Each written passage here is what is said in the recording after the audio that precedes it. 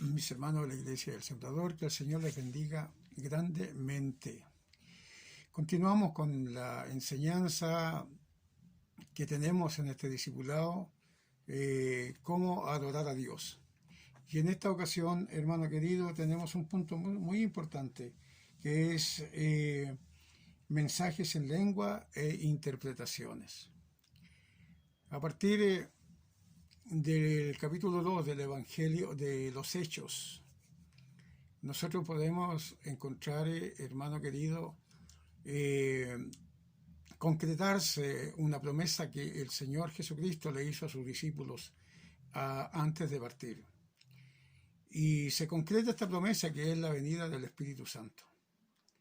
Al manifestarse el Espíritu Santo sobre ellos en forma tan poderosa, hermano querido, podemos ver ahí que como primera señal, la primera reacción que hay en todos aquellos hombres que estaban ahí congregados, orando, esperando la venida de esta promesa, la llenura de este Espíritu Santo, lo primero que ellos hacen ahora, la reacción es hablar en lenguas.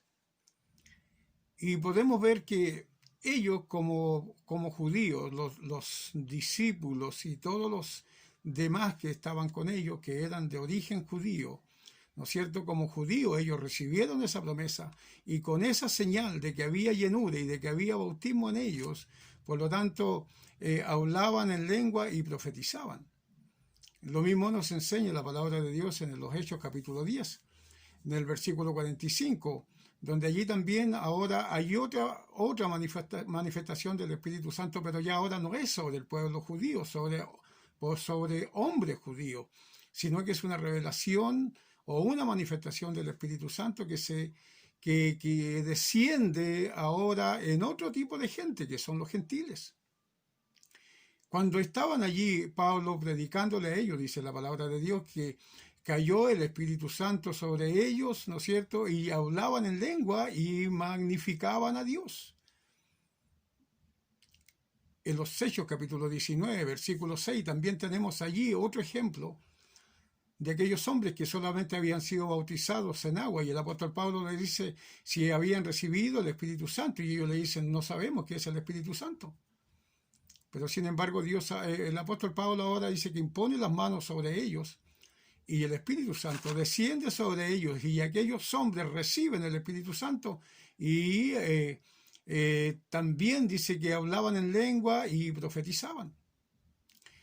Entonces, el hablar en lengua, hermano querido, es una señal de llenura, es una señal de tener la presencia del Espíritu Santo en nuestras vidas. Y que es tan fundamental esto para poder ser verdaderos adoradores. Nosotros no podemos constituirnos en buenos adoradores si no tenemos la presencia gloriosa del Espíritu Santo en nuestras vidas. Si no hay llenura, si no hay bautismo, si no hay una presencia genuina del Espíritu Santo en nuestras vidas. ¿Cómo se manifiesta ahora este Espíritu Santo, esta señal de lengua a través del Espíritu Santo? Se manifiesta de dos maneras. Primero, de una manera que es humana, que es entendible, pero que también son palabras poderosas. Son humanas, son entendibles, pero son palabras vivas, son palabras eficaces, son palabras llenas de poder. Y la otra parte es que y la otra forma de hablar en lengua también es una lengua desconocida. Es una lengua que no es terrenal. Como dice la palabra de Dios, ¿no es cierto? Que es una lengua angelical, una lengua angélica. Podemos ver en los Hechos capítulo 2, versículos 4 y 6, y fueron todos llenos del Espíritu Santo, y comenzaron a hablar en otras lenguas, según el Espíritu les daba que hablasen. Y en el versículo 6 dice, y hecho este estruendo, se juntó la multitud, y estaban confusos, porque cada uno les oía hablar en su propia lengua, lenguas humanas, pero con palabras vivas, con palabras poderosas. Ahora, el hablar en lengua desconocida, hermano querido, nosotros podemos ver que es una lengua celestial, es una lengua angélica, como dice la palabra de Dios en 1 Corintios capítulo 3, versículo 1. Si yo hablo de lenguas humanas y angélicas, no tengo amor. Vengo a ser como metal que resuena o címbalo que retiñe. Ahora, incluso el no tener comprensión y el no conocer, ¿no es cierto?, este idioma, porque así nos revela la palabra de Dios en el griego, ¿no es cierto?, porque lengua es en el griego glosa, que significa idioma. Ahora, al no entender este idioma nosotros, para muchos de los que han tenido esta experiencia, ¿no es cierto?, que a menudo le es incluso incomprensible para él cómo lo habla. No lo entiende. Porque 1 Corintios capítulo 14, versículo 14 dice, pero si yo oro en lengua desconocida, mi espíritu ora, pero mi entendimiento queda sin fruto. Y lo mismo sucede, ¿no es cierto?, para aquellos que lo escuchan. Porque dice su palabra en 1 Corintios 14, 16, porque si bendices solo con el espíritu, el que ocupa lugar de simple oyente, ¿cómo te dirá amén? Tu acción de gracia, pues, no sabe lo que has dicho. Ahora, hermano querido, el hablar en lengua, cuando es genuino, cuando es verdadero, nosotros entendemos que el espíritu, ¿no es cierto?, el hablar en lengua, el espíritu humano y el espíritu de Dios se encuentran, se unen. De modo que el que habla, el creyente, ¿no es cierto?, se comunica directamente con Dios. ¿En qué instancias? En la oración, en la alabanza, en la adoración o la acción de gracia, expresándose con el espíritu y no con la mente. 1 Corintios 14:2, porque el que habla en lengua no habla a los hombres, sino a Dios, pues nadie le entiende, aunque por el espíritu habla misterio.